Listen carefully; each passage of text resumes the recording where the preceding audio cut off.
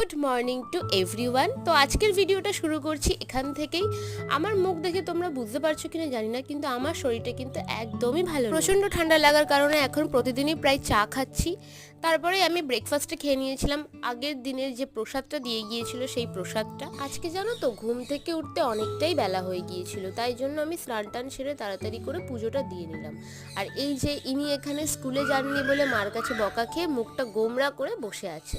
দাঁড়াও তোমাদের আরেকটা জিনিস দেখাই। এই যে পাশের বাড়িটা দেখছো, এইখানে দেখো কত সুন্দর সুন্দর পায়রা উড়ে এসে বসেছে। দুপুরের লাঞ্চটা কমপ্লিট করেছিলাম ভাত, সয়াবিনের তরকারি আর চিকেন দিয়ে। বিকেলে ঘুম থেকে উঠে দেখি আমার ভাই এখানে পয়সা গুনতে বসেছে। ও কত টাকা জমিয়েছে সেটা গুনে হিসাব করছিল, আর একটা টিফিন বক্সের মধ্যেই টাকাটাও জমাচ্ছিল। কতক্ষণ থাকবে আমি জানি না। এরপরে আমি বিকেলে একটা স্টুডেন্ট ছিল তাকে পড়িয়ে নিলাম। আজকে বাবা নিয়ে এসেছিল চিকেন স্যান্ডউইচ। তো আজকের ভিডিওটা এই পর্যন্তই, দেখা হচ্ছে নেক্সট ভিডিও।